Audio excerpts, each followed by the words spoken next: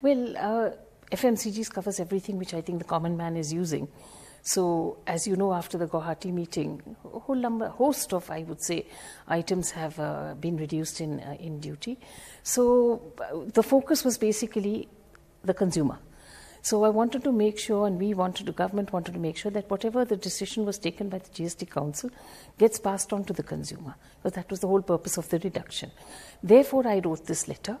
And even before that, the finance minister had been appealing to industry. In fact, the revenue secretary has also been saying so. And I just said it in the form of a letter, and I thought, let me address the top 100 odd, industries in this area, just to ensure. And all I wanted was a little assistance. So mine was more in the form of an appeal that, and this, a lot of people have asked me that, do you think this is interfering in pricing and interfering in the company? It's not like that. The idea was that the FMCG guys, we're all in it together, wanting to allow the consumer to get the benefit. So it's really work together, and that's exactly the cooperation I've been asking for. Ma'am, any other sectors that you'll be covering or you'll be looking at as of now, ma'am? I've already written to some restaurants as well, and I plan to write to some more as well, especially the bigger chains, that here again, we, get these odd, and all of you would have got it, you get these WhatsApp messages about the way the rate has gone up, or when duties come down, why are we paying more?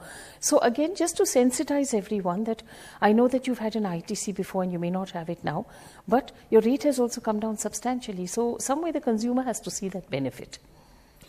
Are you going to look at any kind of a benchmark over here? Because, how does the industry know that this is how much the benefit has to be passed on? Because, they'll have some cost of their own, like rentals, etc., or even dealer margins. For example, manufacturing, the electronics sector will say that, we have done the needful as the manufacturer, but then the rest is a dealer chain and so on and so forth. So how do you ensure this? What is the benchmark? Will you be looking at benchmarks like up to 5%, up to 10%? Because your letter says very clearly that the benefit that is to be passed on should be commensurate with the rate reduction. Yeah, absolutely. I mean, there is a rate reduction. There are so many elements as far as the manufacturer is concerned. But with all those add-ons in terms of value addition at every level, companies know best how this gets marked and priced. They know it already even before we have reduced it. They know the way people operate. They know the dealers' margins. They know the wholesalers. They know what the retailer finally. They know what their product retails at finally. So taking into account everything, I would think that as an FMCG company, I would like to be concerned about the fact that this benefit should go to the consumer. And if it means that I have to keep a little bit of track about the in-betweens, I need to do that. Right. Ma'am, when can we expect the anti-profiteering authority to be set up? The cabinet has just cleared the proposal. That's right. It should be set up very soon. I mean, we were waiting for cabinet's approval. So, yes, very shortly. I can't give you exact timeline to it, but it would be very, very shortly. Also, you're part of the selection panel to basically appoint the members and yes. also the chairperson. Yes, I am. Has the meeting been held or will it be held? No, it will be held. Right. It will be held. Ma'am, again on that front, one question that's doing the round is industry is asking that will you come out with some further mechanism? Because as I asked earlier, that will there be certain benchmarks? Because a couple of months ago, what the government has done is you put out a broad framework. That's what we understand, and the process and the timelines and which are the authorities and stuff like that. Yeah. But it will have to be a bit more specific. So will you adopt a model like say Australia or Malaysia, for example? See, we have to look at our own situation and how it looks, within our own country.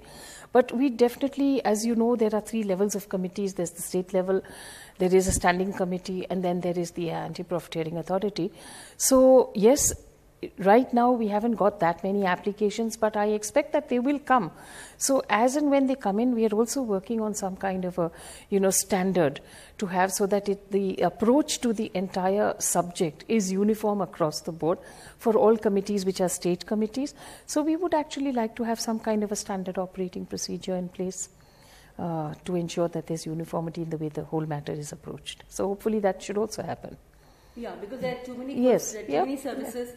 So uniformity in what way? Like will you put some thresholds over there, which I don't think... we'll have to see, because it depends what kind of applications we get, where is the focus, what particular industry is getting focus. So I think it will develop along the way. As we are looking into it, we'll see what are the complaints that are coming, and when it is finally given to the DG Safeguard to actually do the investigation, I'm sure we'll be coming out with some kind of guidelines on how you have to go about it. And what are the complaints that have come in right now, ma'am? One is the FMCG sector that we spoke about. Of course, restaurants is well known, and we'll be furthering the action on that front as well. What are the other sectors from where you've been getting this kind of feedback? I can't give you that, the exact detail, because what's coming in now, there's a total of about, I think, maybe 50 or 60 or something like that have come in. But many of them are focused on, maybe they are emanating from one particular such complaint. So they would be clubbed together. So let's see. I mean, it's too early. The stage is too early right now to be able to give any input right now on it. But let the authority be formed, and the committees are already functioning. So as they come to us, because you see there is this level of complaint that comes, and there's a prima facie look that the committees are expected to do to sift on whether there is a prima facie reason to believe that there is a profiteering motive in this. So until it comes actually to the table of the anti-profiteering authority or the standing committee at the center, it's difficult to say. Yeah, but you've already started acting, ma'am. You can start getting frivolous complaints also, so it's not every complaint that is going to end up getting investigated, and that's the work of what the committees will do. Ma'am, Dabur has already reduced their prices by around 9% on an average across product categories. So, is that kind of an endorsement that probably the message is? Well, let me just say that's good, because I think, it's not like I believe that FMCG companies also believe that it should be passed on. The question here is, to what extent can they involve themselves in that passing on? But if that is the case, and I think I have also requested in my letter that they should give wide publicity, so that, consumers and retailers and everybody knows what to expect. So I'm hoping that all this will work, and companies will work with us to ensure that that benefit is passed on. Yeah. Ma'am, also on the other side, how do you actually ensure, or rather how do you tell the industry that yes, this is good enough and they are not really anti-profiteering? I mean, on the other side of the fence, how does the industry really do that? I don't think it's something we can tell them. I think that's why I said it was an appeal. There is that much that you can ask companies to help you to achieve what the council was trying to give to the consumer. But then it is for them, it's their costing, it's their profit margin, it's their, other factors that they'll have to factor in. I don't think that you can actually get into people's, you can't get into the company balance sheet or the company details and try to dictate anything. That's why I said from the very beginning, this is absolutely just an appeal. It is that you and I, as citizens of this country, desire and wish that whatever has come out should be passed on to the common man. Ma'am, had they not passed on, or had this missive not gone from your front, then how would you have looked at things? Because I'm sure something must have prompted the government to take such a major step. No, I'll tell you, even before my letter, I have actually seen in the newspaper that a lot of companies had already sent out the message to their, dealers, retailers, and at different levels, that they expected it to be passed on. And they were also seeking the same help from people who are linked to them. So this had already started. My letter was an appeal which I think makes industry look up a little bit and realize that, okay, they must be thinking that, yes, government is probably getting inputs that it's not being passed on. So we should now make sure that we do so. So I think that's the only difference that it makes. Okay, ma'am. Ma'am, one broad question, and up to you to answer the way you want to answer, ma'am. Big decisions taken in the 23rd Council meeting, 178 goods, prices, the rates have reduced. What can we anticipate now going forward? I'm not just talking about January meeting or this meeting or that meeting, but, a broad sense over the next 6 months, can we expect the rate rationalization process to now slow down?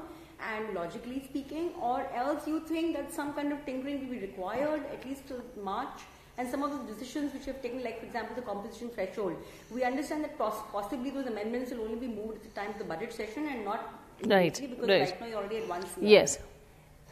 Yeah, well, let me just say that you've seen the way the council has been functioning. So I think it's been a very responsive council. I think government has been very flexible. And when you roll out something as big as this, you need to have that flexibility. You need to actually take into account what is ground reality. And that comes to you when you roll it out and you're actually operating. So at the operational level, you get the feedback. You get it from trade, industry, associations, your own officers and offices where people keep meeting people. I think government has been responsive right through. So as you can see what happened in the various council meetings, why talk about only the 23rd? Even before that, there have always been some positive changes. And I've been asked frequently that, these frequent changes, sometimes do you really think this is a good idea? But I keep, this is the answer I give to people, that every change that has been made has been for the good. It's the benefit of trade, industry, consumer that has been kept in mind. So I don't think one should be looking at the question of how many times you're doing or changing something. It is for the positive. So in the future as well, one is never closing the door. One is saying that as you roll out, and the first year in something like this is always the toughest year. It's the year you face the biggest problems and glitches, and then they slowly get ironed out. It's nothing unusual. It's happened in all countries that have introduced it. Nothing has been so trouble-free. So I don't think, in fact, I think in India it's actually rolled out very smoothly. Things are getting sorted very quickly. Everything's moving on, at a fast pace. And it's a very huge response to, to industry, trade, and maybe all the pain points are being addressed. So I can only say that in the future as well, the view or the way in which we've been looking at it would continue. And genuine, serious demands that merit consideration would definitely come up and be considered. Right, last question, ma'am. Ma'am, also overall, how's the revenue picture looking right now? Because the indication that we've got so far is that possibly it may have improved over the last couple of weeks.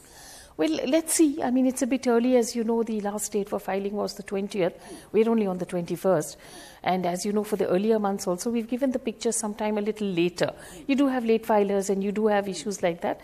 So I think we'll have to wait and see. But from the beginning, from July onwards till now, as you can see, the trend has been more or less pretty balanced. And I've kept saying this as far as revenue is concerned. I think it would take at least about 6 months before you can actually gauge or make any statement about anything to do with revenue. You have to wait and watch. And no concern, but so to say. I don't think so. Thank you, ma'am. Thank you so much for giving time to CNBC.